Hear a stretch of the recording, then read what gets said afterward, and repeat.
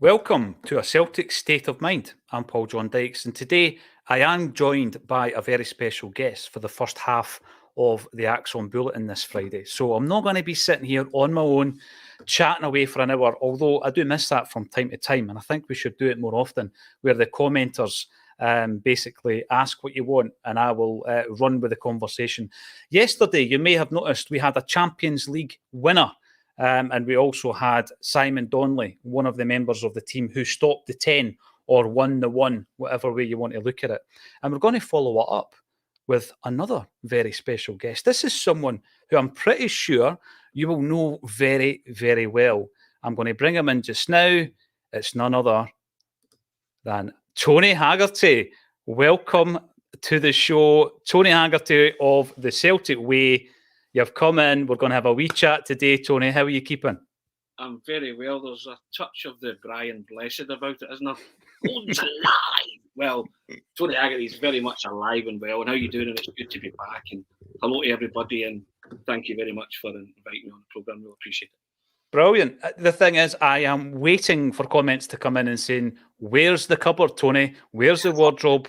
The line of what's in the wardrobe, where is it? You might be sitting in it. That's maybe the answer to that question. I'm actually in my mother and father's house, believe it or not. The wardrobe, I'm getting various things done to my house, so there's various noise going on. So, yeah, back at my mother and father. So, yeah, but no, it's great to be on. It's great to see you and say hello to everybody out there to speak to you as well. Everybody who's missing you, Tony, but obviously they can watch on a regular basis. They can read what you're saying about Celtic on the Celtic Way. You must be reporting or broadcasting 5 or 6 days a week, Tony. Yeah, every day we do a podcast at 10 o'clock in the morning. We discuss all the latest Celtic issues, a bit like yourselves. And every day I write about Celtic, talk about Celtic, write about Celtic. So it's, in terms of that, it's a labour of love, that it's a subscription-based website affiliated to the Herald. And it's something that I actually left the Daily Record to go into teaching, and then I left university because I just didn't enjoy it.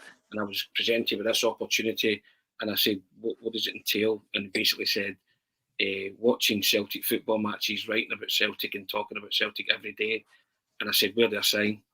And I've been doing that for the best part of 18 months now, and I love it. It's terrific, but it's. To quote Ange Postecoglou, it's relentless. You'll know that more than me. So.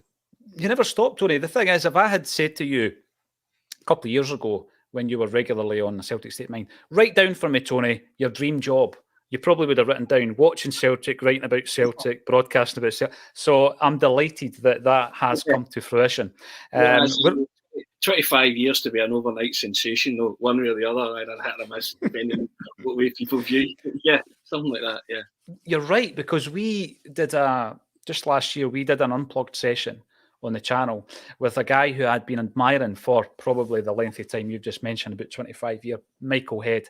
And in all his various guises, he had been in the Pale Fountains, Shack, and he comes back as a solo artist, as Michael Head in the Red Elastic Band, and he finally, gets a hit, if you like, in the charts. Yeah. And it was a 25-year overnight success, Tony, so a wee bit like yourself.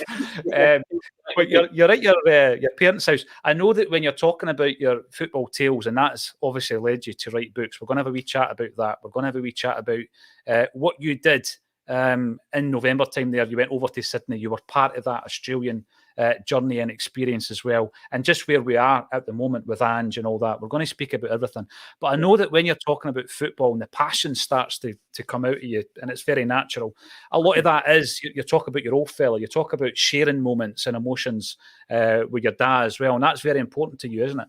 Oh, without a doubt. I think everybody was introduced to football by either their parent, a grandparent, whatever that be, their dad, their mother, grandmother, grandfather, and it's just a generational thing that's handed down. But all my moments are shared, football moments are shared with my father, my brother, and now my nephew. And it is important to me because I like everything else, family's just everything to me. When people say, what's your priorities in life? And I say family, family, family, in that order, and then maybe Celtic, but it's just they're both intrinsically linked, because lots of my greatest moments in life are through the football. So they're obviously going to be through the club you support. And look at the reaction you get, Tony, right? I mean, you also get a bit of this. And I don't mind that. I wouldn't mind that at all. I don't mind that either. Run and rage. I mean, that's fine. Absolutely. I always called him out Tray Man as well. Well, listen, Tony, when they were making the biopic of one of the biopic, in fact, let's talk about two of them. One of them was played by Tom Hardy. Now, by the way, nobody's going to argue with that. And one of them was played by the Kemp brothers. Now, they all cut a dashing figure, that's for sure. So if you're going to be called Johnny Cray, he's certainly cut a dashing figure. I'm not so sure if it applies to your schooling, but hey, I don't mind that at all. We are going to talk about, obviously, your first book, which, in many ways was one of your very earliest appearances on this channel. You came in, you've spoken about Gonna Gi's a Kick of Your Ball, Mister. And that's something you told me about. We had emailed back and forward about it because obviously you and I had met many years before. Yeah, and it was a phrase that I learnt from my mum's mum, stayed in Castlemilk, and every Sunday there was a big massive patch of grass. It was called the Fields, and so you would go down and you would start, and it would be like 5 a side, and then all of a sudden it would become like 20 a side, and basically anybody who turned up would say to the guy, "Going to get a kick your ball, mister," and he would say, "Right, you go in that team, you go in that team." So that's where I learned that. And then when my father took me to the football, I heard that phrase, which is the second book, "Going to Gi's a left door, mister," which was the old-fashioned turnstile. So that's where the name of the two books have come from, because they stuck in my mind from very early. And "Going to Gi's a kick of your ball, mister" it meant a lot to me because my grandma died very early when I was only a kid. But it's a phrase that stuck with me. And then it was the last thing that I said when I left the Daily Record. I stood up and they presented me with a few gifts. They were very kind. And I gave a wee spiel, and then I said to them, "Thanks for giving us a kick of your ball, mister."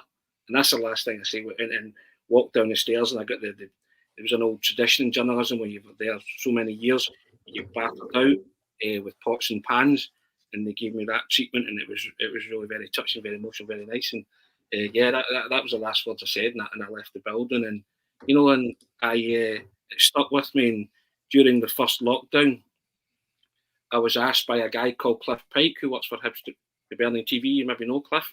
And I'm aware of Cliff because he's a pal of JP's. He's a pal of JP's, yeah. So Cliff went on Facebook and said to me, "I want the 10 players," because it was a Facebook thing, started in lockdown, the 10 players that influenced the way you thought about football.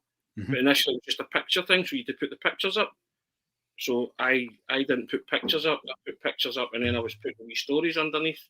And a lot of it was linked to my career and family and all that. And then people said, "These are really good. Why don't you collect them and put them in a book?" And I thought, are people that interested in what I've got to say? And much to my utter astonishment, and it's not false modesty, it's just like they were interested. There was an appetite for it. So the first book, "Going to Gi's a Kick of Your Ball, Mister," was subtitles "A Tale of Football and Family," with a fan with a typewriter. And so a lot of those memories are my dad meeting Bobby Murdoch in one of the bars, the Brazen Head, and so my dad took me to see Kenny Dalglish, who was my hero as a kid. That's how we actually went to Sheffield to see Clyde, because he didn't want me growing up a Celtic or a Rangers fan or a bigot. But he was a Celtic fan, and I was just like, and we heard the roar from Celtic Park. Took me from Midfield, one half, second half over at Celtic. There we go. So he took me to see my hero, and then I had the ultimate pleasure and privilege of introducing my dad to his hero, which was Bobby Murdoch. And Bobby just said to him, "Do you fancy a pint, Danny?" And the two of them walked to the bar, and you can hear it now. And I just thought, if it ends tomorrow, that's the business, So tremendous. So it kind of came full circle. My dad took me to see my hero, and I introduced him to his, and through the medium and your mode of employment. And I thought, what a privileged and honour that is. And I've always retained that lots of the moments in life, and these stories, a wise man once said to me that you do what you do, and there's a lot of kudos attached to that, and prestige and glamour and glitz, I suppose. But a wise man once said to me, "They're not your stories, Tony. You don't own them. they're to be shared, and by sharing them, you reclaim ownership of them. And I thought it's a bit profound and deep, but it's a brilliant statement. And I think by deep. and I thought by sharing them, which I have done in both these books, people have derived a lot of joy, as much joy as I have, from recounting them. And they've been really, really kind. The comments towards the two projects have been utterly brilliant, and I thank everybody that's bought the books, either or both, and from the bottom of my heart, because it's the most humbling thing when you get a DM from somebody you don't know to say, look, I really enjoyed that, and it's relatable, I think most people say. So yeah, I mean, it's been a wonderful period in my life, and I've just really enjoyed it, and I've really enjoyed the feedback that people have given me from the books. But yeah, as you said, family, I mean, my family are always kind of involved. They're involved heavily in the first one, not so much in the second one, because the second one's a kind of more, and the first one was like that too, but it's career snapshots, chapters, you know, of things and people that I've met going along the way in the journey with working, firstly with 21 years at the record, and then now with the Celtic way, and things I've done and experiences, and people seem to have taken to the experiences you've jotted down, and and you know yourself, you look at that, I don't take myself that serious, so there's a lot of humorous stuff in there, and a lot of anecdotal stuff, a lot of poignant, sad stuff. Used to get people crying on the Friday, you know, so there's a lot of that, and it's a great mix, I think. Yeah, you're right. Friday was the day for tears, by the way. The emotions, you used to play with the emotion story. Yeah. But when you were talking there about, you know, putting it out there and then reclaiming it, it's like the Ian Brown, Noel Gallagher song, Keep What You Got by Giving It All Away. And that was kind of deeply profound as well. That's the premise of it. Yeah, you know, absolutely. People that know me, you know, I'm pretty open, honest, I'm quite a humble guy. I appreciate everything that I've had and what football has brought me in life. You know, but by the same token, I've worked hard. Nobody's just said, there you go, do that. But I like to think that I'm still the same person that was asking, you know, for a kick of somebody's ball, mister, nearly 50 or 40 odd year ago, you know, when I was playing down at my grand. So I'd like to think that. Just when you said that was the Fields, I thought you were going to say, and we called them Athen Rye. And just called it the Fields. Yeah. School just behind there's a big patch of grass at Castlemilk. For those that are maybe familiar with it, they'll know. But yeah. Well, Castlemilk certainly produced plenty of footballers, Tony. Yeah, of course, it was a breeding ground for footballers. And hotbed. Yeah, 20 a side, you know, every Sunday before Scott's Sport come on. Which we'll talk about in a minute. But yeah, it's just part of my growing up and my childhood, you know, and that's a lot of those memories they just evoke something special, and you know, and they always make me smile. Oh, for sure, for sure. I've been told not to say that because it reminds people of Graham Souness, so I will stop saying it. But remember, Graham Souness actually almost signed for Celtic. I got that story in the Quality Street Gang book as well. He was up there on a Tuesday and Thursday at Celtic Park trying to get a contract with Celtic, along with Kenny Dalglish and Danny McGrain. I'm just going to have to share this with you, Tony. So we're getting things like Tam Mac, Tony. There's 4 leaf clovers on that as well. We've got Mo Sislak, Tony Boy. People, it would appear, have been missing you. Lucy and Tony never brought his wardrobe, absolutely. But then some people just call you the wardrobe. The wardrobe is back. Absolutely brilliant. It's great to see the reaction that you're getting from coming on to have a wee chat. Good to see Tony back. Sans wardrobe or not, absolutely. Tony twice in a day. Hey, why not, eh? Why not twice in a day? And the wee green man has been missing you. There, that's enough, Tony. We're not having tears. We're not having tears on a Friday today. Not today. Well, we'll try not to, yeah. Right, before I get on to your second book, Gonna Give a Boy Your Mr. B in your first one, you said it was like a parting word or phrase that you used when you were leaving one of your previous jobs. Did you know that the Laz, that classic seminal debut album, the final song on the Laz was a song called Looking Glass, and the final word uttered on that song was cast. And of course, the bass player, John Power, left the band to form a band. And what did he call it? He called it Cast. Right. I just thought I'd throw the music references in here. Okay. Every day's a school day, isn't it? You know, so it is.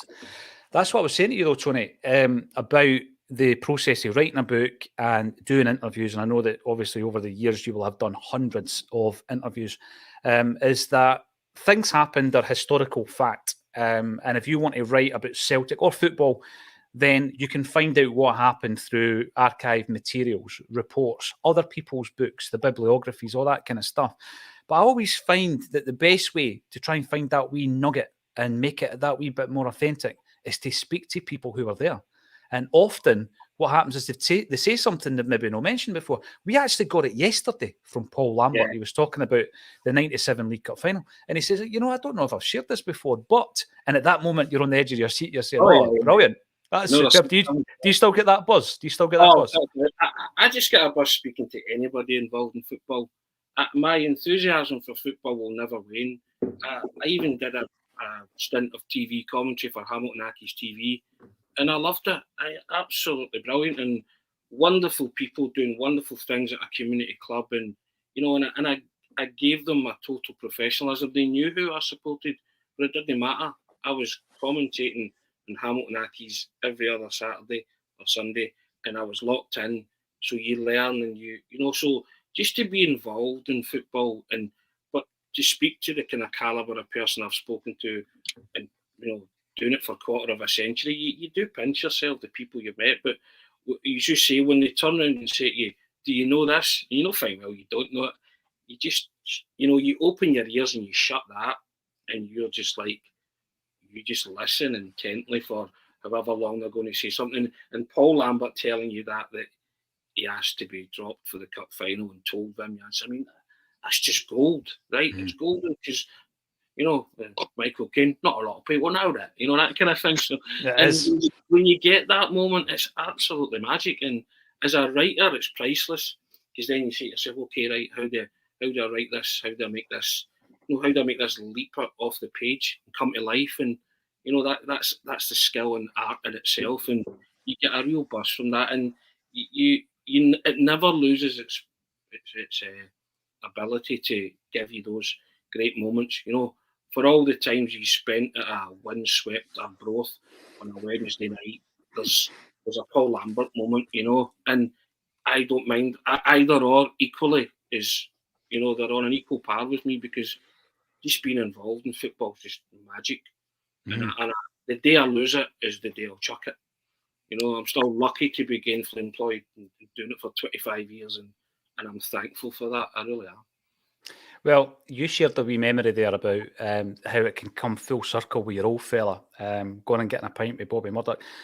The thing I remember about my dad, there's plenty of funny wee stories, but this was just typical of my old fella. So we got an invite to Celtic Park. Now, I'd need to check my programmes and all this kind of stuff, or even the date of the photo, but Eric Sviatchenko had signed for Celtic, right? Mm-hmm. And he was unveiled that day, but he wasn't in the squad. So he's wearing his civvies and all the rest of it. And we were in the posh bit. We were in the boardroom. We'd got an invite. And there, my old fella was, all suited and booted and all that kind of stuff, Tony, right? Wearing the funeral suit and all that kind of stuff. And he's getting a few drams and all that from the wee bar area. So there's a couple of, like, for anybody who's been lucky enough to be in the place, there's a couple of wee tables with biscuits and sandwiches and all that. So we're just sitting there drinking the tea, proper prawn sandwich brigade. I've got to admit, I'm apologising, but it was worth it, right? Because who walks in? Eric Sviatchenko, right? And he comes up for a cup of tea. So me and the old man just start talking to him, as you would, welcome him to Celtic, to the club, to Glasgow and all the rest of it. And while we're chatting, he was so good with his time. He's got no idea, of course, who we are, but he's obviously been told he's away into the boardroom. So maybe he thinks we're a pair of suits, right? A pair of blazers, right? And he's chatting away. Meanwhile, in the corner of my eye, I've seen Ian Bankier waiting. He's not waiting for a cup of tea and a custard cream. He wants to introduce himself to the new signing. But he snubs him. He snubs Bankier because he's talking to me and my dad.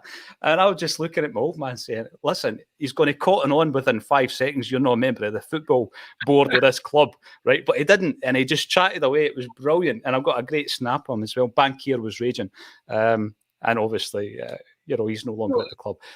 And moments like that are brilliant. They're priceless. I mean, you bottle that. It's brilliant, isn't it? And it's a brilliant memory. It's a brilliant memory for your father as well. And even better for you because you shared it with your dads. It's just, I say, the moments that you share with others they're just joyous. Wonderful.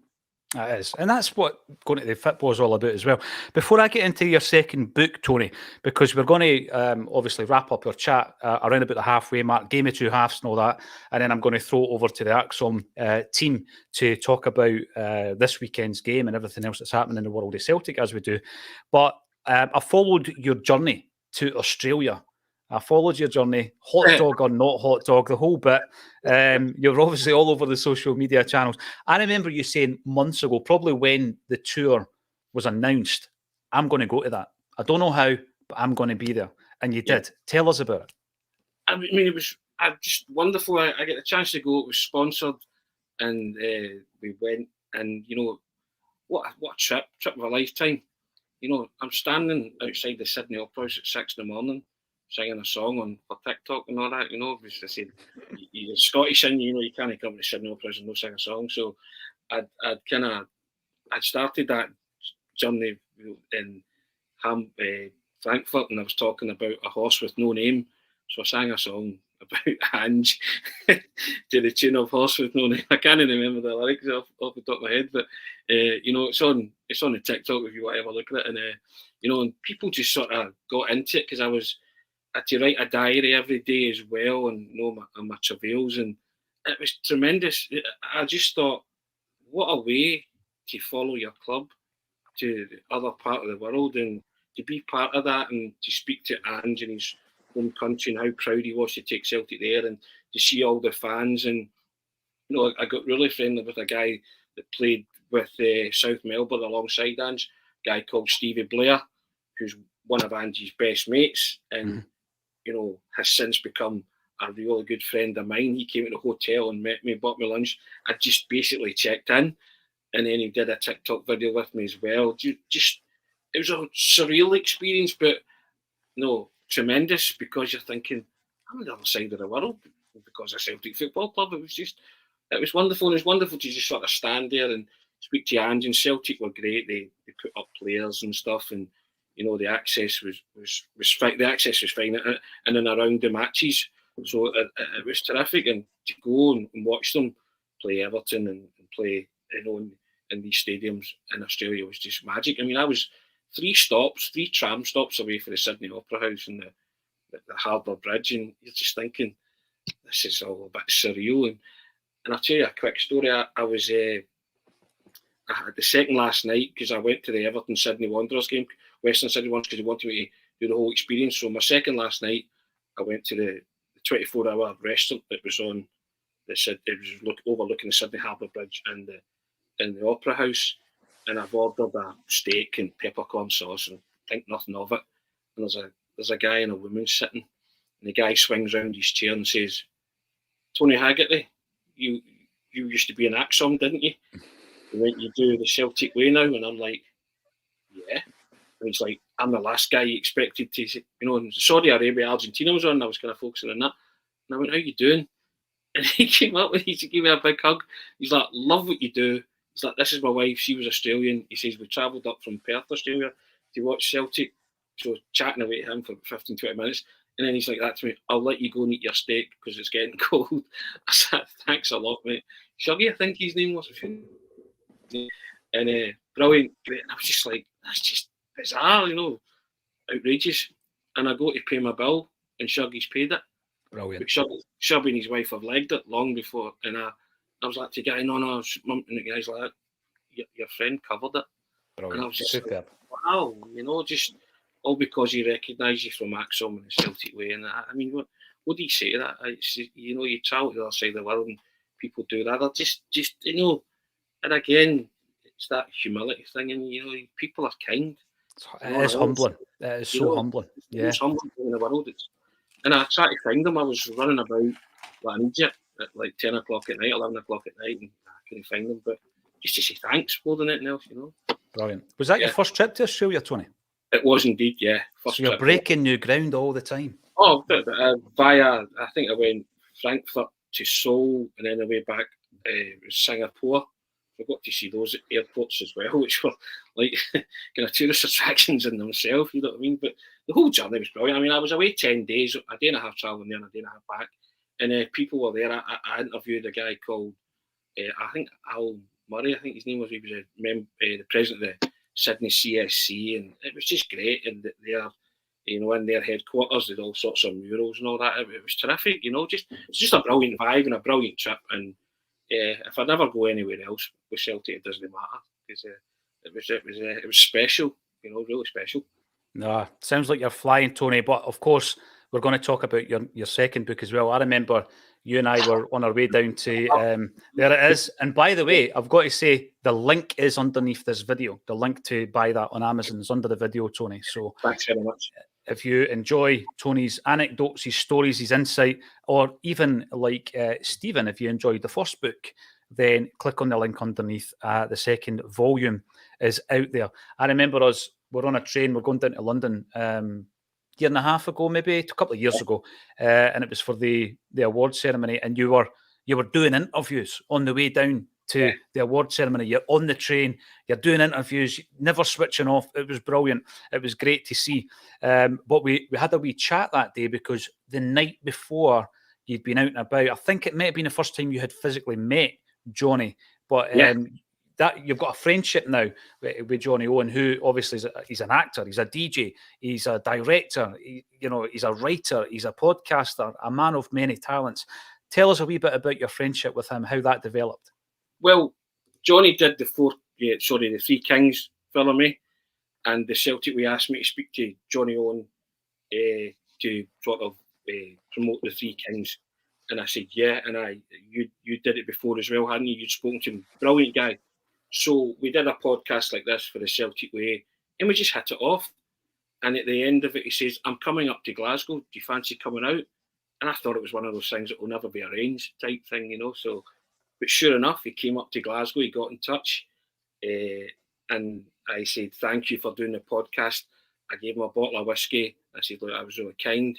And he was like, "Well, thanks very much." And from then on, we just kind of, we've kept in touch. And I've been on TalkSport. He does TalkSport, Johnny Owen and Friends. And whenever there's anything Celtic related, he'll phone me up. 8 o'clock in the morning, 9 o'clock or Sunday morning. You coming on?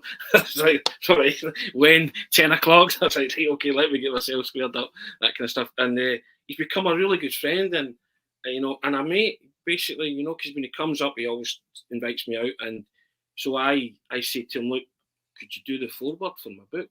Mm-hmm. Which I know, and I says, "I know if it's a tall order, you're busy." And he was like, "No, I'd gladly do it." And so the book came out in December the 12th, I think, but he sent it to me late November or early December. And honestly, I burst out crying when I read it, because it's quite a spectacular and very humbling foreword. And I said to him, "You're a big hunker Welsh burning funk, I said, getting me greeting of a November evening, December evening." And he said it's an absolute pleasure. And he said, I wish you well with it. And he got me onto TalkSport last week to promote it and stuff like that. So he's, and you rhyme off the kind of list of his credits, it's astonishing. He's a highly, highly talented man, and a brilliant guy with a wonderful sense of humour, and tremendous, just a wonderful fella, And I know, and if anything, the foreword's just sets it up nicely for the smack down the fairway, for those that are interested in reading it. And so you can get it on Amazon. It's $6.99, and anybody that buys it, thank you very much, and thanks for putting the link in. But yeah, I mean, and as I say, it's 20 snapshot stories of a career. Mm-hmm. There's chapters about Pele, Valderrama, start with a high bar, Brendan Rodgers, Chris Sutton, chapters on Jock Stein, an eyewitness account of the very night that he died, by former Scottish Football Secretary Peter Donald, who tells a wonderful tale about a very sad, that will get you crying. There's an obituary to Bertie Auld, which I spoke about on here, but one of my favourites, and it means a lot to me, is there's a chapter on Arthur Montford. And the reason I did a chapter on Arthur Montford, who was the face of STV and Scottish football when you were a kid growing up, certainly my era, I wrote an ode to Arthur Montford when I was at uni. Creative writing class, had to get an independent adjudicator into market, because nobody in the English department knew who Arthur Montford was. And the guy gave me an astonishingly high mark, and he said to me, "Have you presented this to Arthur Montford?" And I went, he was like, I think Arthur would really like to see this. I said, I don't know. But one of my ambitions in life was to interview Arthur Montford. Mm-hmm. So I leave uni, graduate from uni with an honours degree in English and politics, and I go on and do my postgraduate diploma in journalism, and we get this brief interview somebody famous. I'm thinking, it's now or never. Arthur's the man, got to be Arthur. So I phoned the Sunday Post to get his number, and I get his number, and I ask him to do it, and at the time he was ill, and he said, I'm not so sure, Tony, I'll let me get back to you. So it's about 3 days before the actual assignment's due to be handed in, and Arthur phones me. My phone's my house, my mum and dad's house, and says, you still want me to do this? I'm like, yeah. He went, I'll do it. So I met him outside the Torrance Inn in Bishop Briggs, 11:15 in the morning. It didn't open till 11, and he turned up. And I wrote at the piece at the time in my lecture, say it was a great line, and I wrote, it was as if I was meeting an old friend for the first time. Because I knew this guy, but I didn't know him, if you get what I mean.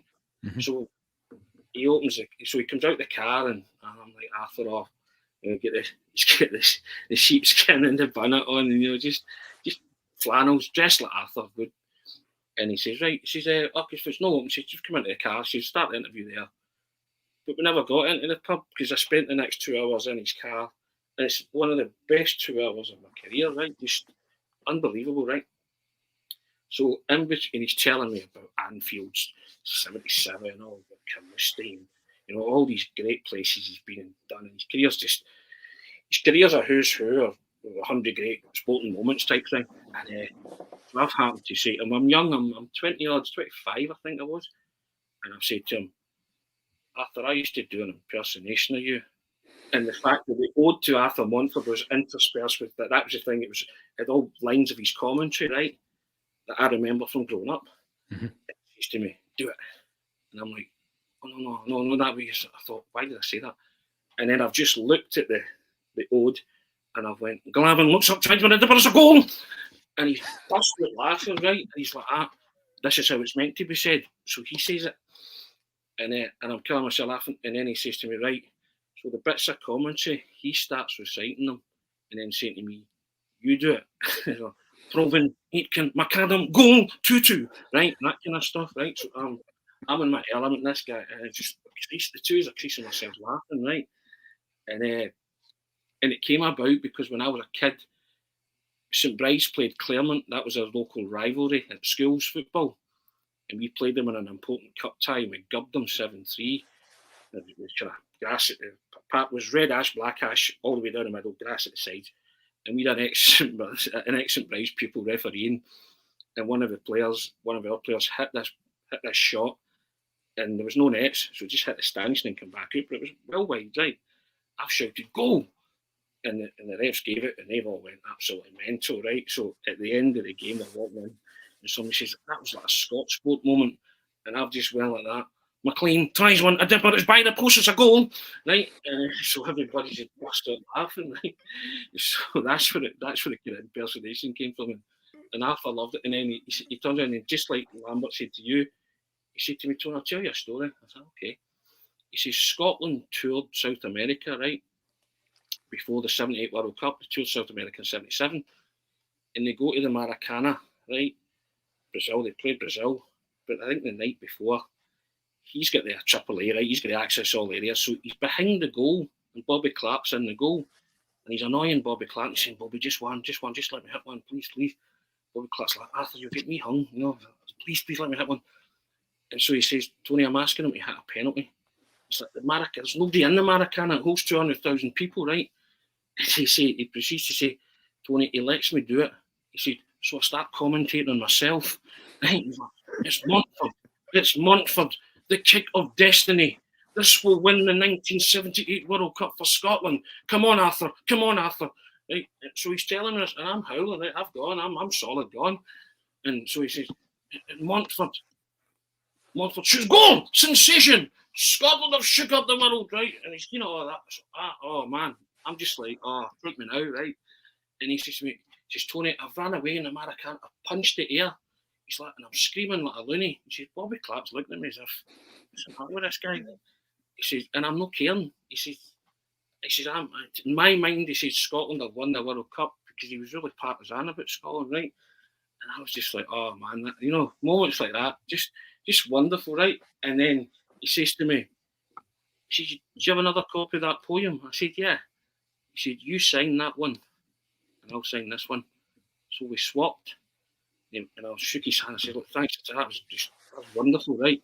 And I get out, and I get out the car, and he gets out of the car and he says to me, Tony, before you go, he said, I'm going to give you a piece of advice. He says that she'll not remember. He said, I'll not take stock of till further years down the line. I said, okay. He says, one piece of career advice. I said, right. He says, Tony, when you wake up in the morning, put on your shoes, not your slippers. And he disappears into his car, like, you know, stars in your eyes. And then I'm kind of like that. And it's so many years later I recognise what it means. Always be active, always be busy, always have a reason to get up in the morning, because he was always busy, right? He always, you know, and I thought, wow, what a guy, what a piece of advice to give to a young guy. So he drove away, and then people must have thought that I was a loony, because I had one less ambition in life, and I was really chuffed. So I kind of ran about 3 yards and I punched the air like that. And kind of jumped up and then I kind of came down and I was like, right, okay. And I've still got the interview. It's on a wee tape, the old dictaphones where you had tapes. Yeah, aye. A wee tape. And so that chapter's in the book because he was just a special man. He was one of those that was, you know, a real kind of influence in what I was doing. Him and Archie McPherson. And I always thought it was a kind of weird quirk with the two of them, who were the voices of Scottish football, had the same initials. And you know, Archie's became a friend as well. The wolf swept away there. It's all pushing and shoveling. That's an own goal. You know, that kind of stuff. So I used to always love that kind of.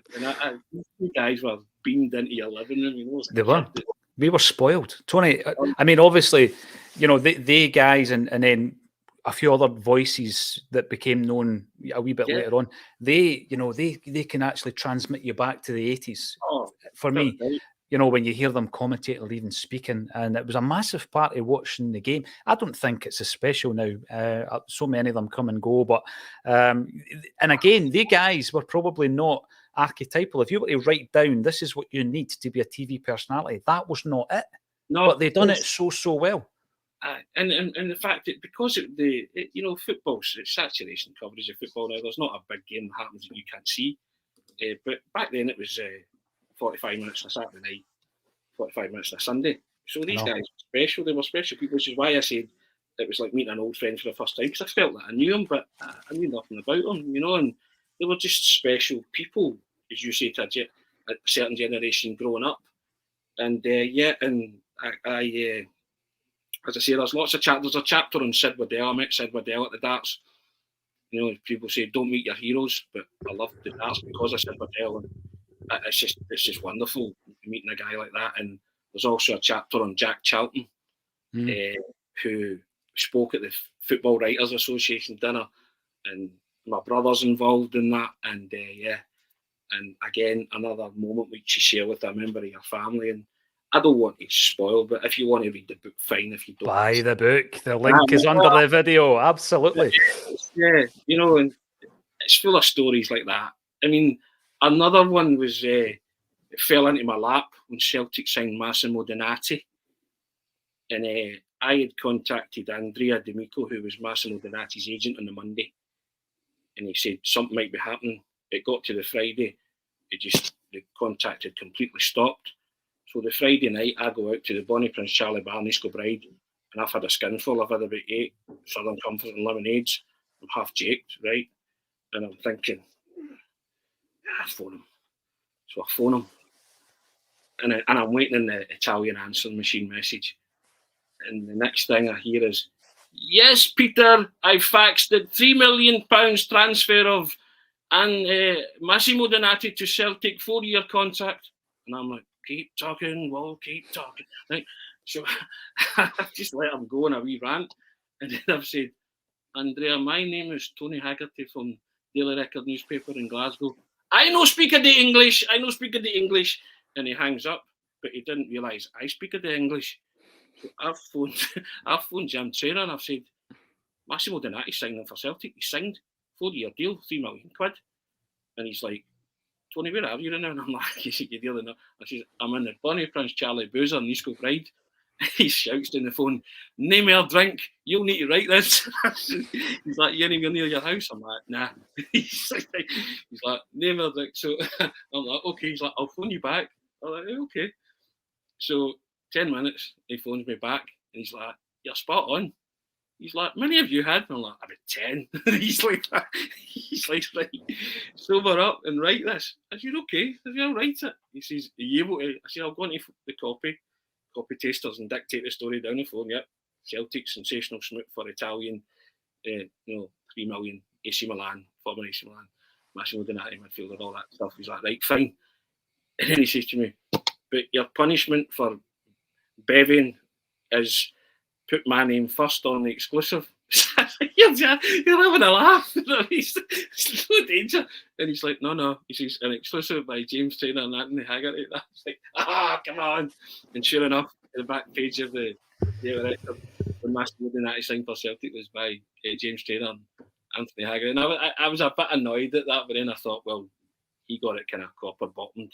But he did say to me, "Well done for instantly sobering up and tuning in to what your man was saying," So I mean, just landed in your lap, So just one of them moments, Tony. But the thing is, I know from talking to you, and I know from your time speaking on a Friday on Acsom, that there are many more tales. So we are hoping for a volume 3 and so on from Tony Hagerty. I've got to say that it's been an absolute pleasure talking to you again, Tony. Always great to see you. And obviously, we'll catch up over the weekend as well, because the great Jim Orr's theatre play is coming to Glasgow, and Jim's going to be up for the second half of the Acsom Bulletin. Tony, I know that there's loads and loads of positivity coming through in the comments. You're much missed. You're much loved. Thank you for joining me on A Celtic State of Mind. I can I say to you, thank you for inviting me on, and good luck with your own book, the Celtic jersey, because it's a work of art, that, and I think every Celtic supporter should own it. And you should be proud of that, because it's a real triumph. All right. Thank you. I appreciate it. You take care. I'll catch up with you soon, my man. Take care. Thanks for that. There we go. 3 superb guests over a 2-day period. You're well aware of Tony Hagerty. I've got a few Acsom regulars waiting in the wings. Let's bring them in. Who's going to be on the Friday bulletin? Who knows? Sometimes you just don't know. First up is Laura Bradburn. Laura, that's some football jersey you've got on. I'm hoping the colour scheme fits all right. It's Batiste 96-97 with my favourite Croatian fullback of all time. I'll let people guess who that is. That, by the way, that is, it's more than adequate for a Friday. We've got Declan McConville coming in, plenty of green on your screen as well, sir. There's another 2. I'm going to have to drop out soon enough because the screen is going to be fully populated. Jim Orr, the man, bend it like Bertie. I'm sure you can tell us a wee bit about that during the show today, Jim. Welcome to the show. And finally, before I disappear, Brian Degnan, dialing in from Swindon. It's an absolute pleasure to have you on a Friday. I'm going to drop out now. And by the way, run for as long as you want, because obviously there'll be plenty to talk about. And I'll catch up with you just in a wee bit. Cheers. Cheers, Paul. I think, there's 4 days on here, but I spoke to Paul earlier today and he'd said about, I think it's all just thrown our way into the mix. But Jim, I want to come to you first. Last night, Bend it like Bertie, Pavilion Theatre. How did the first night go? Obviously, I've seen it down my way. I met up with you at the very kind of start of your planning in this, but what was that like to take it to the Pavilion last night? Great, Declan, packed Pavilion last night. First of 4 performances, cast at the top of their game, none more so than the comic genius that is Des McLean. So we've got another 3 to go tonight, tomorrow afternoon, tomorrow night. I think there's a few tickets left, not that many, but a lot of nice comments on social media today. So went really well, thanks. Good stuff. Glad to hear it. Laura, Brian, good to see you both as well. Laura, I feel as if I'm kind of encroaching into your territory here because I know you're the usual kind of Friday host in here. So I'll try and throw it over to you as much as I can in terms of taking the lead on this. I know there's a lot in the chat about European Super Leagues. We had Paul Lambert and Simon Donnelly on yesterday, and I think it'd be interesting to get all your takes on that. There's obviously a Celtic press conference happening just now. Fan media do have an embargo on what they can say, so I don't think there's anything came out about that yet. If there's anything that's breaking, I'll keep my eye on the old Twitter. Brian, come to you in this first. Well, obviously we're talking about Celtic and the Scottish Cup. We can run for as long as you like. No rush at all. But we'll come to this kind of European Super League chat. Obviously, April 2021, being a Celtic supporter at that time wasn't too pleasing, but then we started to see what was going on at Anfield, Old Trafford, particularly when the fans broke in. And there was this chat about a European Super League. 2 or 3 days later, you've got the apologies come out from the Glazers and whatnot saying, we were wrong here. This was a bad idea. But A2022 Sports Management came out with this idea yesterday. It's to involve 60 to 80 teams. It's based purely on sport and performance. What is your kind of initial reaction to this idea? I mean, I think it's, if you compare it to the previous Super League fiasco, I think it's very telling that when that didn't go ahead, now Liverpool and Man United are up for sale.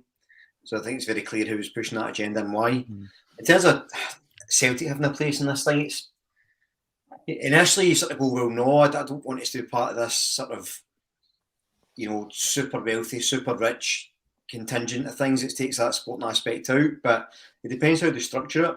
I suppose you could say the same about the Champions League now, really. It's this sort of, it's not been the Champions League for a long, long time. I can't even remember the last time a champion won it.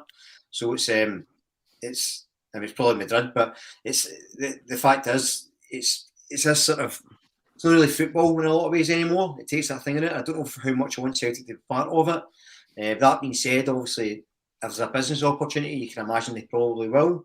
It would just be interesting to see where the fans fall on that, because I'd imagine most Celtic fans would have been against the European Super League. But then if you actually get the pounds and pence, and you could be making X amount a year and signing these players to play in that stage, would they change their mind? I think some might. Laura, somebody just coming in here to say Betis founder studied in Glasgow University. I never knew that. I know there's a connection as to why Real Betis wear the hoops, but I never knew that.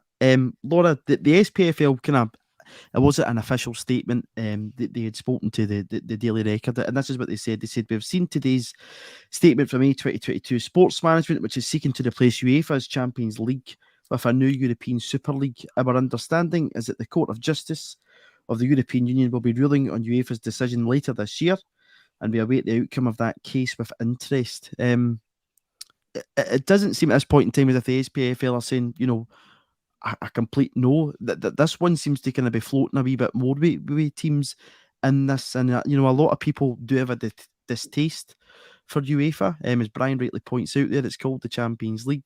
Not many champions are in it. Celtic returned to it for the first time in 5 years this season, but this kind of seems to be a wee bit kind of more warmly welcome compared to that Super League plans.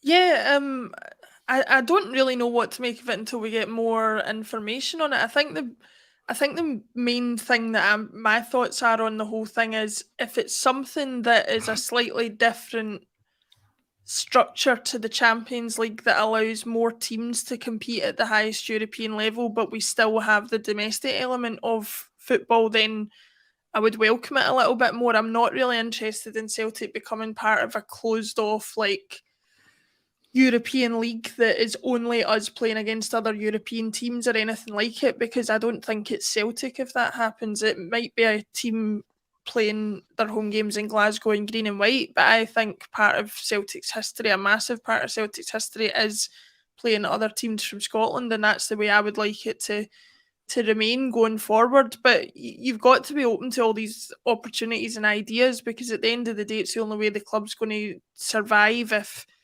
If that's the way football's going, you can't reject it outright, because without it, you're probably going to be without a club in the near future. So it's difficult to have a concrete opinion on it until we get more information about exactly what the structure is going to be. But I am a bit conflicted about it, I have to say.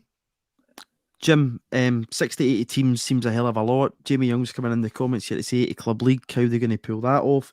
I think the initial idea is to replace Champions League football altogether, and you'll play 16 games if you're participating in this. So you'll still play your domestic football, but that's obviously, an extra 10 game bulk onto your season. It's probably a bit of a kickback this off COVID, with the teams that were kind of leading the way in it, and your Real Madrids, Juventus and Barcelona, who are still pushing it. The Super League plans seemed to be a bit as if it was a kind of closed shop members club. It would be them and nobody else. this seems to be a wee bit more open, but I think there's a lot in kind of what Laura says there. There's about this kind of a traditional aspect people will say about Celtic competing in the Champions League, European Cup, whatever you want to say. But again, if everybody goes in this direction, would Celtic be harming themselves and not following suit? Absolutely. Yeah, I've been out the loop the last couple of weeks. I haven't actually read this thing that you're alluding to. Right, okay. Said in the past, number of months ago, is I have no issue with a European league as long as it's based on the meritocracy. And I don't know what this thing looks like, but if there's 80 teams in it and there's a top league and you maybe kick off that top league based on the current coefficients and there's relegation from that league and you can make your way up and down the leagues, and that is the way forward. Of course, that's the way forward. You said earlier, Brian, the current Champions League is a bit of a farce. Being a kind of older person in here, I despaired the way football was going. Reading the stuff the other day about Man United up for sale at billions of pounds to the Qataris, and you're thinking, well, where does this stop? You've always got to follow the money. I mean, things will change. And I think good points have been made so far about where do you see Celtic in this as a fan. And I've said something in the past, and I've had a few adverse comments into what are you comfortable with in paying a Celtic player per week? So if you want to compete in this big league, you're going to be paying your players 100 grand a week, 200 grand a week. Are you comfortable paying that kind of money as a Celtic fan, given the roots of the club? That's the way forward. You've got to bite the bullet because, 34 years ago, you would think, how could a Celtic player earn 20 grand a week? That's just ridiculous, but this is where we are just now. So the days of the Celtic players earning silly money is not that far off. And certainly if this kind of league kicks off, if you want those kind of players, that's what you've got to pay. So I have no doubt there'll be some European league coming up, and it's all about the money. Always follow the money. And if we want to be part of that, we're going to have to pay to be part of that in terms of wages and transfer fees and whatnot. If you don't like that, tough. That's just the way it's going to go. Said a couple of months ago, I went down to watch Pollock play at Ayr in the cup, and that was a throwback to like the 70s, the kind of terrible ground and you're standing up. But there's a good feeling about it. This is the way it used to be. And things will change over the next few years. And the types of fans going to games, because football is extremely expensive, really, really expensive. And ordinary punters can't afford to go to football matches. So that's going to get worse. So the whole demographic of who's actually attending football matches is going to change, And for me, that's not a good thing. But if you're not part of that, then you'll end up being Hibs or Dunfermline or whatever, and playing some kind of Mickey Mouse league when over there there's a huge league and you're not part of that. So I think it's a difficult one. Be careful what you wish for and all that stuff. Yeah, no, I think there's a lot of kind of good points in that. Kevin Graham's come in to say he's into it. He says we've completed Scottish football. Where do we sign? There'll be a lot of people who, probably welcome an idea of Celtic competing in this. But Brian, I think something, to go back to what Laura said earlier on with that, and, as Jim says, the demographic of football is changing. People, money's been added on to ticket prices, which maybe people can't afford. Season ticket prices will rise over the years. Everybody just now, especially living in the UK, is facing that harsh reality. But just to go back to what Laura says, she's always kind of pictured Celtic playing against teams in Scottish football. Maybe the difference with this is it'd be replacing the Champions League and you'd still have that domestic football.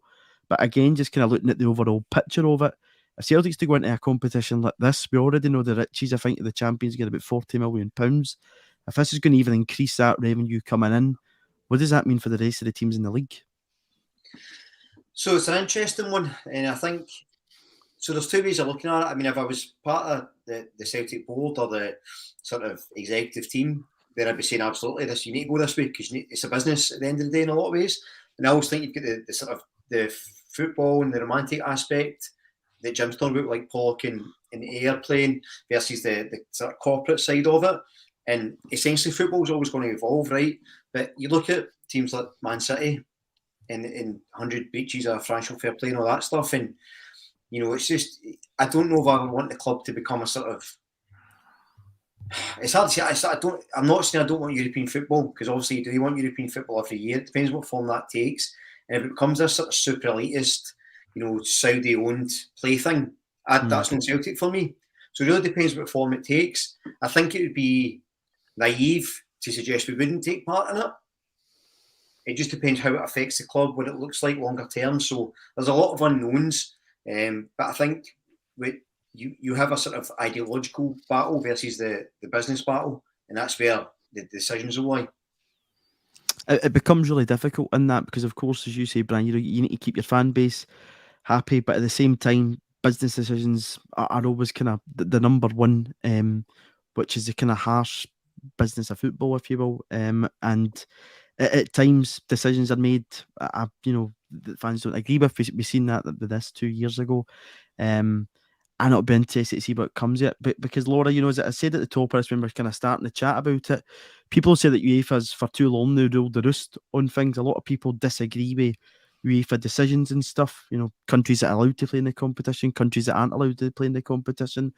We've seen it, with different emblems being shown in the competition and whatnot. Maybe people think that UEFA's just got a wee bit too high in their roost. But again, as Brian says, if it becomes a kind of Saudi play toy that makes money, there's going to be kind of varying opinions in this. But could this be something that's a wee bit a harsh shock to UEFA? You think if this court ruling, that's the block that kind of UEFA put in after the initial plans of the Super League, do you think this could be a wee bit of a shake-up for UEFA?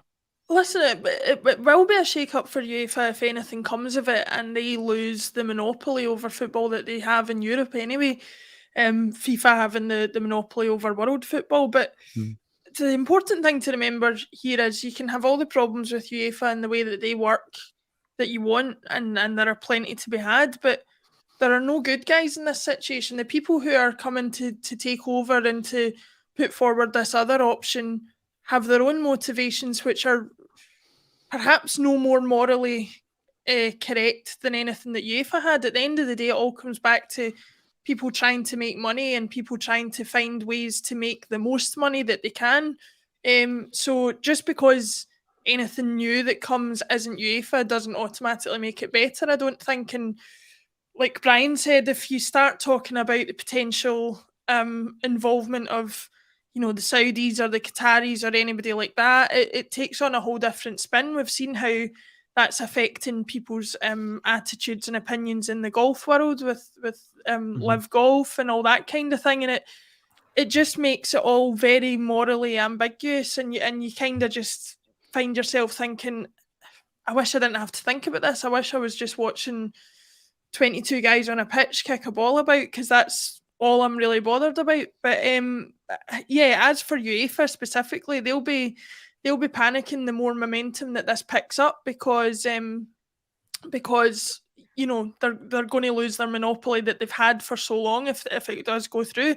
The one encouraging thing I would say is the absolute rage that it kicked up the last time the Super League was proposed amongst the fans was the thing that stopped it the last time. There's no doubt that the forcefulness of the protests from the fans was what made clubs start dropping out, and then once clubs started dropping out, that was when it was deemed not to be financially viable. So for anybody who has an issue with this going ahead in whatever form that it is going ahead, I don't think sitting there and thinking that it's an inevitability is necessarily the thing to be doing. If you really oppose it, then there are ways to protest it peacefully and hopefully make sure that your club doesn't become something that you don't want it to become.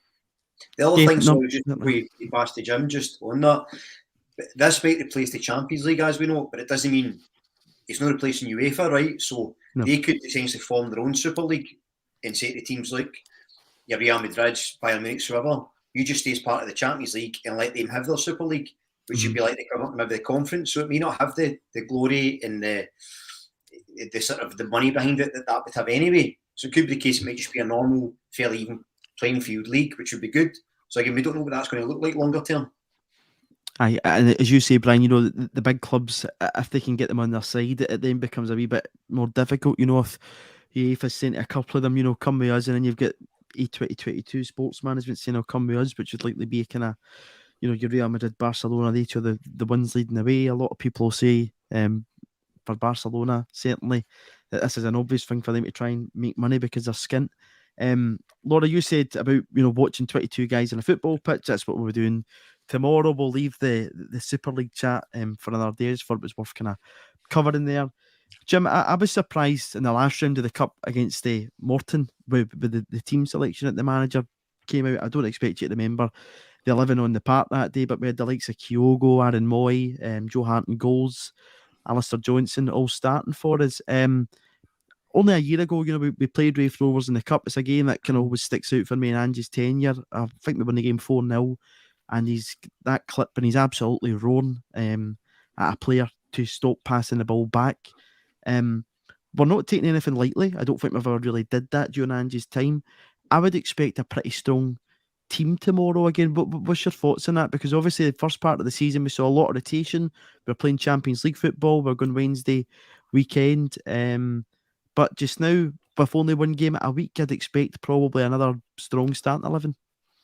Yeah, last time I was on was before the Morton game, and I thought they'd make loads of changes, and I was really surprised at the team that they put out. Because if you want to make, if players are going to make a contribution, they have to have some minutes in their legs. I mean, obviously, Ange knows better than any of us how things are going, but I was surprised in that it's difficult to call on players, as I said, if they haven't as many minutes in the legs. I'd like them to leave out a few players tomorrow, but I don't think they'll leave out any more than, or they'll make any more than maybe 2 or 3 changes at most.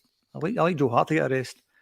Maybe bring in Ben Siegrist. I'd like Kyogo to get a rest. He's on fire. But for me, it's just a cup. I mean, yeah, you want to win a cup. If you don't win a cup, I'm not that fussed, to be perfectly honest. But from Ange's point of view, he wants to win every game. He wants to win every trophy that's there to be won.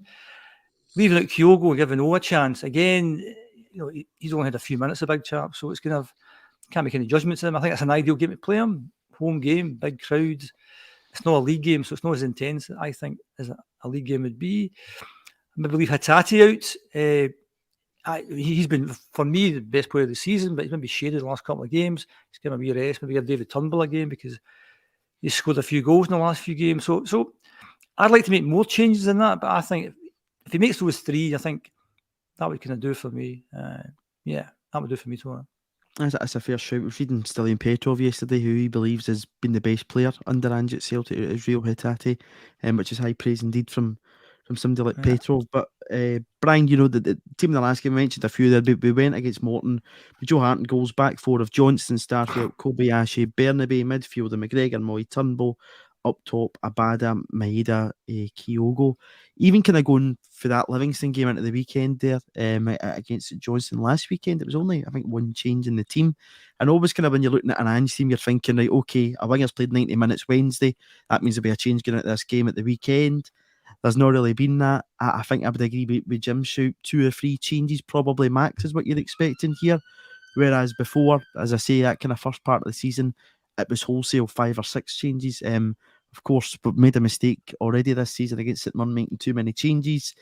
So, what's your thoughts on this? Is it maybe kind of leave out your Joe Harts, your Kyogos, or is it start with your strongest start 11 in the first half, or you've got 5 subs to come off the bench second half?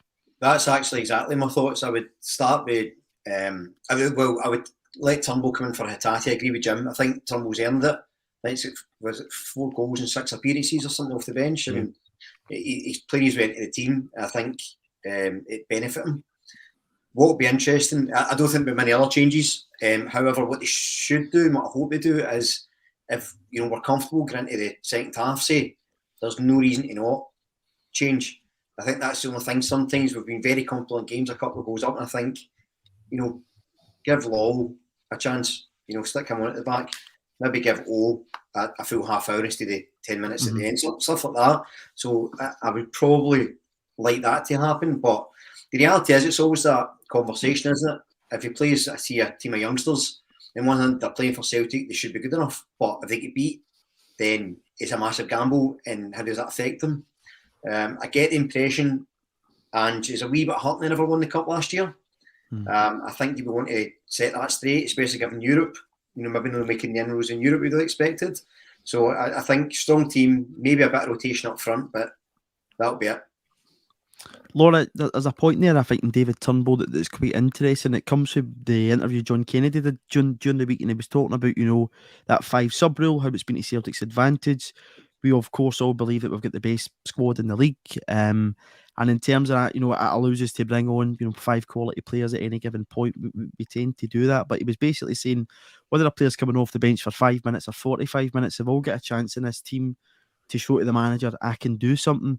David Turnbull keeps doing that when he's coming off the bench. I know he's a player who maybe divides opinion with a few people, about his qualities, but he's certainly, you know, putting his name in the mix of players to be considered. And again, I don't want to call him the forgotten man, but the important part that Matt O'Reilly played for us this season, he's not really getting a look in just now because of the former Aaron Moy. What was your thoughts about that kind of midfield dynamic tomorrow? Well, it's never a bad thing to have a number of good players fighting for a place in the starting 11, but perhaps, and something that I took from the John Kennedy interview and from reading between the lines, was that 5 substitute rule really changes what a substitute is for me, in terms of you're basically able to change half of the outfield team, obviously assuming you're not going to substitute the goalie and accept an injury. And looking at what he's done when he came off the bench, Turnbull, there's nothing to say. I'm not saying he'll be satisfied with that, but he's been effective when he's come off the bench. He's made the appropriate interventions and the appropriate passes and scored a couple extra goals when he's been brought on. And sometimes I think when there's that much quality in the squad and that much ability in the squad, sometimes players, I think, would do well to recognise that being an effective substitute when you come on is being part of the team. It is being part of the success. He's quite often been involved in wrapping up games that maybe he wouldn't have been as involved in the later stages of the match if he had started the game. So, listen, that's not going to placate him. He'll want to start as many games and play as many minutes as possible. But I certainly think, as somebody who's always been a big fan of David Turnbull, I'm not clamouring for him to get a start if he continues to contribute in the way that he has off the bench, because I think that's as effective as what a lot of our best players are doing. Yeah, and as Brian says, I think it is something like that, Brian, about 4 goals in 6 games or something off the bench. Some players can be different, you know, they can give you that wee bit off the bench, whereas sometimes if you start again, you maybe don't get as much. In that spell, Jim, since you were last on, you know, that Morton game, Aaron Moyes kind of came into his being again. He scored an absolutely fantastic goal last weekend. Great pick out from Jota. Really good finish. It's becoming a bit like mental torture for the guy when he keeps getting put up for interviews, though. It's just as if leave him alone. Now you can tell he's not really wanting to do it. BBC Scotland were going on about, you know, what makes this guy tick and all that. Let's get into his head, and he's not giving anything away. What's been your thoughts on his performances over the past few weeks since you were last on? I saw a comment from somebody who said that Moyes doing what we thought McCarthy would do for us, which was quite an interesting point I thought somebody made. He's been a revelation since the World Cup. I think most fans, including myself, didn't know much about the guy. Raised eyebrows, coming in for no fee, given his age, etc. But obviously, again, he knows what he's doing, and he's been given a run in the team. He's now fully match fit, and that's a bit about. You need to give players minutes, because, you know, maybe 10, 15 minutes here and there doesn't do them that much good. But if you manage to get 4 or 5 games in the team, you get a chance to find your feet, find your rhythm, playing with teammates, understanding what they're doing, what kind of runs they make, etc., etc. But certainly, I think over the last month he's been certainly the best player, and that's kind of coincided with Hagerty shading a wee bit, and that's why I could do a wee change, I think, tomorrow. But he's been great, and obviously part of modern football is able to stand in front of the cameras and say a few words, and it doesn't matter at the end of the day. As long as he does a business on the park, that's what it should concern us. He's certainly doing the business in the park. Really, really impressed by him. It's a really hard kind of dynamic to put together. I think in any given day, it's a bit tricky. I know a lot of people will still be a big fan of that three of McGregor, Hagerty and O'Reilly, which was so effective for his second part of last season. But Moyes well in with a shout, and, you know, Laura outlined David Turnbull's. I also, Declan, on that point, with Matt O'Reilly out the team, him coming on, I don't think, he's been fine when he's came on, but he's not reached the levels he was at before. No, he's just got the goal this season. Yeah, but it's hard to go on as a substitute, and you've only got 20 minutes to actually do something. You know, so you need to build a bit of confidence up. And I think he's got a wee bit to go to get back to his best, and that's difficult if you're a sub. So I think he has to play 2 or 3 games. But you get into that team ahead of Moy at the moment, I don't think you do. You know. No, I think for me, Jim, you know, my kind of strongest midfield 3 just now is McGregor, Moy, and Hagerty. But again, that could change. But the only thing is, Brian, you know, players at the back of their mind will be looking at this cup final in a couple of weeks' time, and they've only got 2 games to make an impact before then. You know, I speak about the lack of midweek games, which is a good thing for us. You know, we play such a huge bulk of games, but we've got St Mirren in the Cup, one league game against Aberdeen, and it's show business time, and players are going to want to play in that game, but they've got a very limited chance to kind of do so in these next 2 games. No, but again, it's the constant theme is, I suppose, taking your chances. I mean, if you look at Matt O'Reilly, he's not quite hit the heights, but even with that, he's still got the most assists in the league, which is fascinating. So it shows you the strength of depth in the bench, and if there is injuries, if there is opportunities, I think that you could probably guarantee the back four is not going to change. You know, I think Ange has said defence is the hardest place to get a role in the team because he likes it very consistent. And what's interesting, Andrew was asked about St Mirren about getting revenge and stuff like that before, because obviously they beat us, and he said I'd be disappointed if that was an extra motivator for the players, but it's got to be, right? Same with the Rangers game coming up, they've got to be thinking, I want to start that game and I'll do everything to start that. And if every player's breaking their back to make an impression to start these games, that's exactly what you want. Like, if you just had a set 11 and that was it, and you had no competition, we wouldn't be successful, and you wouldn't want that in your squad. So I think it's a really good position we're in, that you've got so much sort of competition for places. And quite honestly, like, even when he's made changes, I don't think the teams, there's not been many games where I've been, so-and-so's not played, that team looks really weak without them.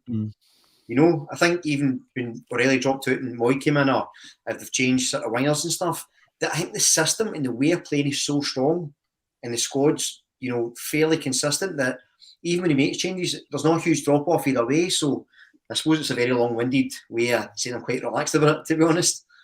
Aye, no, it's been seamless, which I think is the biggest pleasing aspect of it. That I keep saying that St Mirren game in September time, that if you'd had a Celtic team that was up and running like it is just now, making all the changes to the team, I don't think you would have seen too big a difference. I know it was Stephen Bell's partner, be more at Shanks in there. The two of them didn't have a great afternoon, but again, up top, we weren't able to put the ball in the back of the net, which has been, our trademark to be able to do that. But as you say, O'Reilly, most assists in the league, but it really kind of says it all about him. He's quiet in there in terms of he gets on with his job, but he's effective with it, and he picked up another one at the weekend, just nudging that wee ball over the turnbull. But everyone counts for him. And Laura, one player I was kind of surprised with the amount of appearances he's made, and I noticed that the other day when I was writing something, was Leah Labada. 88 appearances so far for Celtic, so he's likely to hit 100 this season, which is pretty incredible for somebody. I think he's only 21 still, Abada, and again, tomorrow's probably a good chance for maybe him to come into the team. Yeah, he's a strange one, Abada, because I don't know. I'm guessing here, and Alan Morrison would have my guts for garters, as they say, if he thought I was guessing this. But I think he made more appearances earlier on than he has later on, and I'm not entirely sure why. I think maybe Ange's recognised that he needs a bit of work in certain tactical areas, and maybe that's why he hasn't featured so much for the first team as much, and has been more of a bench player this season, I think. But the thing I like about Abada, and I think is getting better, is I think too often we think of him as a wide player because he gets put on that wide right position, but he doesn't play like a winger to me, really. He doesn't often take on players and beat them and get to the byline and swing crosses in, but he's such a danger cutting in from the right-hand side, or even being at the back post when the ball's over on the left-hand side and coming in. And I think that's totally invaluable in terms of the threat that he can offer. And again, it's another reason why, like I said about David Turnbull, there are some players that the way that they play is an asset to have coming off the bench late in a game when teams are tired. And I think that's a way in which he can be really useful. But having said that, I do think that tomorrow's an opportunity to get him in from the start again, hopefully get him on the ball an awful lot more than we have been, and really see what he can do in terms of taking these players on. Because with all due respect to St Mirren, if he can't shine in a Celtic team this strong against St Mirren, then there's not much hope for him. But it's difficult with the wide players, because I've said this before on the pod about both Maeda and Jota and Abada. We tend to seem to focus our play down one side or the other for certain periods of the game. And when we do that, then obviously the player on the other side doesn't see the ball an awful lot, and everybody thinks they're not having a great game, the game's passing them by. But you can't really do much as the player on the other side of the park if the play's getting focused down, say the left-hand side in Abada's case. So some of the criticism of Abada and some of the praise of Abada is all about how we're actually choosing to play that day, and I think that needs to be taken into consideration when we are actually assessing his performance. I think the big difference between the big difference between this year or this season and last season is the injury to Tony Ralston, I think, and that's why we're not going down the right. Alistair Johnson looks a fairly solid player, but he's not going to score many goals, I don't think. He's not putting balls into the box, and that's what we miss from Tony Ralston. The quicker Tony Ralston gets back, the better. I find that Abada a bit of an enigma.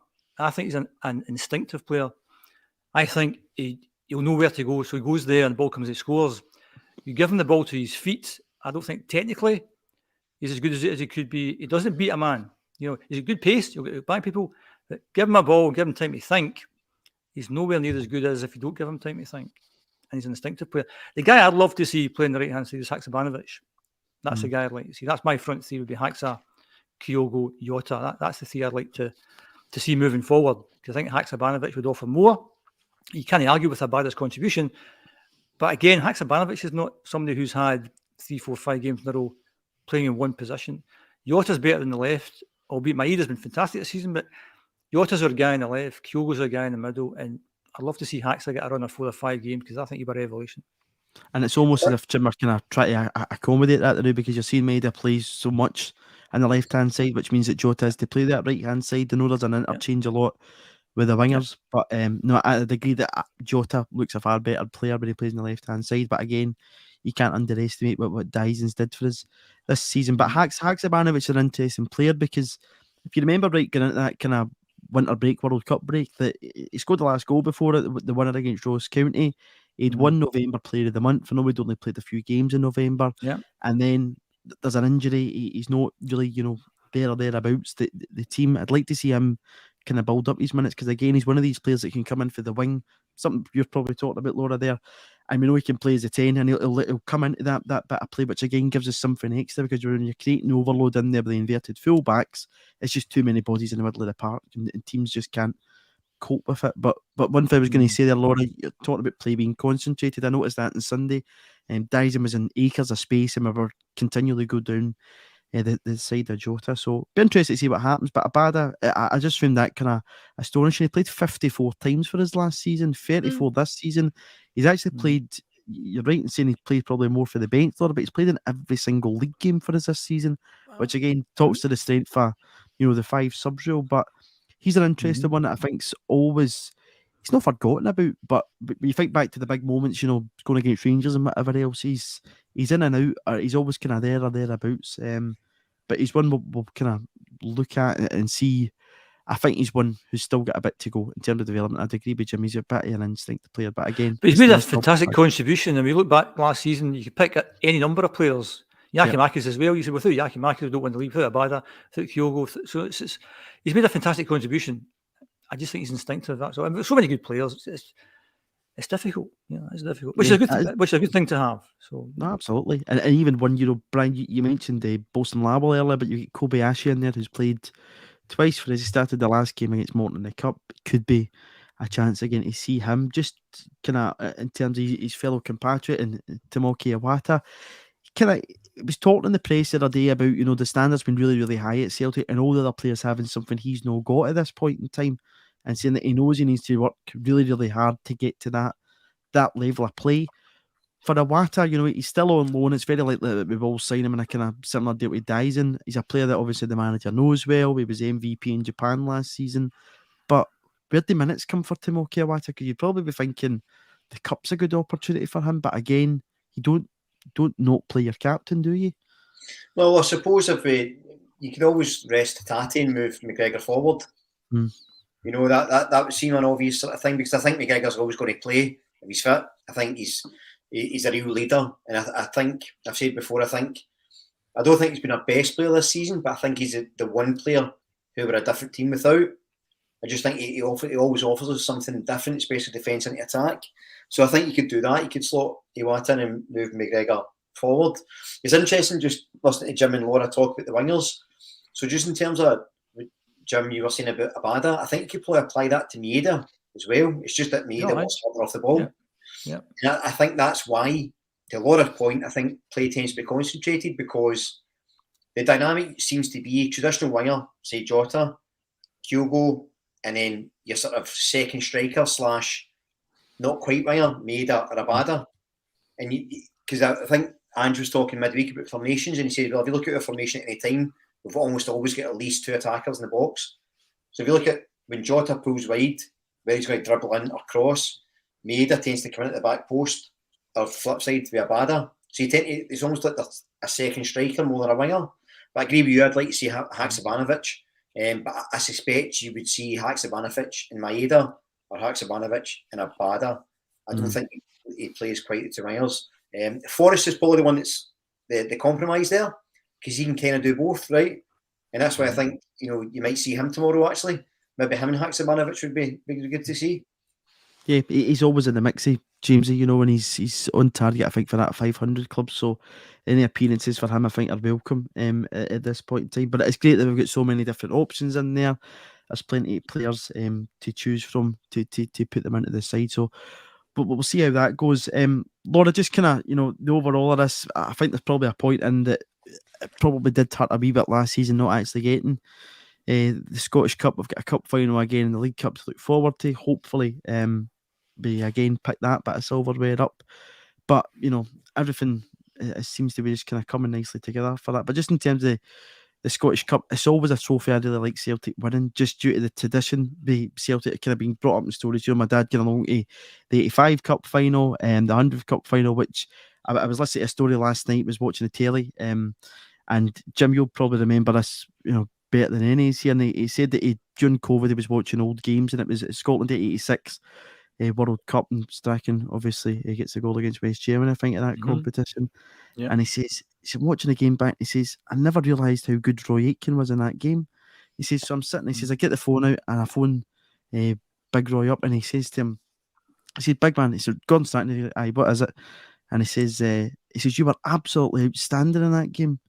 He goes, you mean that? He says, aye, I really mean it. He said, I just put the funding on him after that. So a wee kind of daft tale. 2 people connected with Celtic, one former player, one former manager.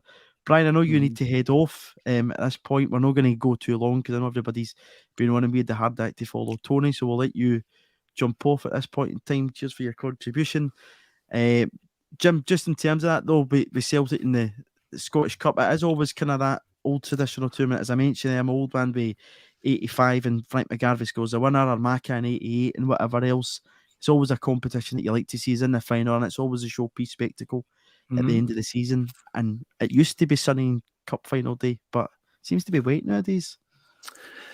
Did you say we had a hard act to follow? Is that what you said? Yeah, absolutely. We did have a hard act to follow, yeah. I thought it was a warm-up act. Sorry, I must have missed that. All right, okay. Sorry. Yeah, I mean, I think the cup is good if it's part of a treble. I think, if you haven't won the league, then you're that fussed about winning the cup. It's just a day out at Hampden to me, I think. Yeah, there's been big games in the past, exciting times in the past. I saw that there was a BBC Scotland thing on that showed the 88 Cup final was on a few weeks ago. It was an awful programme with people just sitting commenting. I've seen that. It's terrible. It's just rotten. Dreadful. And you think, who puts these things together? And it's not aimed at a football fan. It's aimed at idiots who maybe want to watch a wee bit of football. It's just awful. There's been some great coming. Go back to the 65 Cup final, Bendel at Bertie, which is the good link. Cup I like final, that. Good link. Yeah, that's why I'm here. That's what launched everything. But yeah, if you win the league, you want to get the cup for the treble, and it becomes really exciting. If you haven't won the league, it becomes a bit of a damp squib. I mean, if you take the main rivals last year when they'd lost the league and obviously lost the Europa League as well, I mean, it was a kind of a day out at Hampden. You win a cup, hey ho, it's quite good. But if it's part of a treble, yeah, it's quite exciting. I've said all the time, the league is the main thing. I mean, if we to get a couple of players injured tomorrow playing in the cup game, people would ask you, why are you playing them in that? Because the league's the most important thing. So it's always a bit of a balancing act. And the league's the most important thing. And the thing we said at the very start of the programme is that why is the league so important? Because you get automatic into the Champions League. Why is that so important? Because you get £40 million ka-ching. That's the most important thing. And one of the things that one of the famous things that Jock Stein always said that, football is nothing without fans. Well, it's getting to that stage that actually it will become no fans because it's about TV. It's what game tomorrow night, 5:30. I can't go. I've got a ticket and I can't go because I've got something else to do. 5:30 on a Saturday night. Sorry, off that tangent there. That's all right. Scottish Cup, yeah. If you win the league and it's to win the treble, brilliant. If it's not, it becomes a bit of a consolation prize. I mean, it's more of a big thing, I think, for the smaller teams. It's because over the last 40 years, realistically, they're never going to win the league. So this is a chance to win something. And when a Hibs or a Hearts or a St Johnstone or a Motherwell get to a cup final, it's a huge thing. Whereas I know a couple of seasons ago they talked about Celtic fans entitled. There is a wee bit of that with regard to the cup. It's another cup final. If it's a Glasgow derby, it's a bit different because the stakes are raised a bit. But, if we're playing, Dundee United in the cup in a couple of weeks' time, we'd expect to win the game. And if we didn't win the game, we'd be saying, So, anyways, that's the old cynic talking. That's what you, Laura? It's always good to get that in. The half-5 for the young kickoff, cynic. by the way. The slightly younger cynic. The 5:30 kickoff is always to the pleasing aspect, I think, in every landlord in Glasgow, because it means that everybody's in for a wee bit longer and they can get absolutely blitzed before they go to the game. But that's just one aspect to the 5:30 kickoff. But I think that's a fair comment in that. And Will, you mentioned the 65 Cup final, we're talking about 88. I had a phone conversation this morning with Eddie Linus that I know from the Billy McNeill Commemoration Committee, just to let everybody know that they are having their very first grand ball at Celtic Park in April time. You can purchase a table or individual tickets there. It'll be held in the Kerrydale. They've got a bit of comedy on, some former players, and if you want to go along to that, check out their Facebook page, Billy McNeill Commemoration Committee.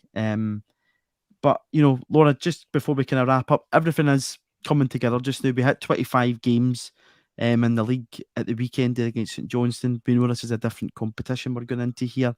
There's 13 games to go before it's all wrapped up for another year and we can head off on our summer holidays. I know Jim's maybe get 4 or 5 of them booked because he's always on his travels. But that's Natasha. You confused me with Natasha, which is easily done. So. Of course. The two most glamorous people in Acsom, easily done. Easily mistake me. In fact, I was at Acsom night a few weeks ago with Brian McLean.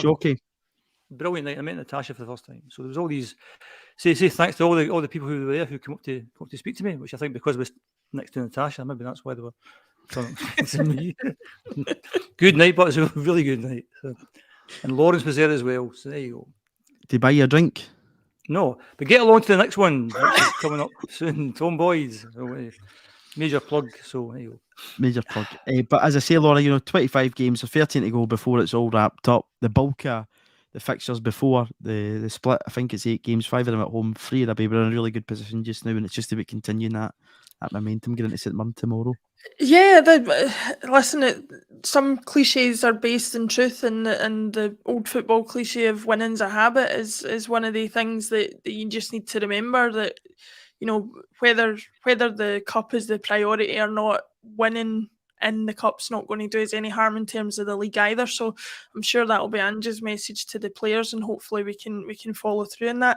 Unfortunately, I will probably only catch the second half or something like that because I've got tickets to Bend at Lake Bertie for tomorrow. So taking my Uncle Gerard to that, for he was 75 in January, so happy belated birthday to him, and that is how we are celebrating. We're going to see Jim's, what I've heard is a very good show, so I'm looking forward to it, and hopefully going to get a few laughs in while we're watching that, and hopefully come out to the news of a good start to the Celtic game, and hopefully a good finish as well. That's the most sensible comment I've seen on the screen all day. Pete McGee. There you go. Absolutely, pal. Absolutely. You've made Jim very happy for the weekend. Jim, all the best. It's taken this long for that kind of comment. I'm surprised. But anyway, when you No, not at all. No, I was going to say all the best for tonight and tomorrow, Laura. I hope you have a great time. Having been along to see it, I think it's absolutely fantastic. And you'll have a great night out, and hopefully Celtic boot their place in the next round of the Cup. Thanks to all our contributors on the show today. Good to have Tony back on. Thanks everybody in the comments. I know we've been a wee bit longer here. We didn't want you to miss out on our dulcet tones for that extra wee bit, so we've ran with the show here. Thanks to everybody. Jim, have a great weekend. You too, Laura, and we'll catch you all soon. Cheers. Cheers.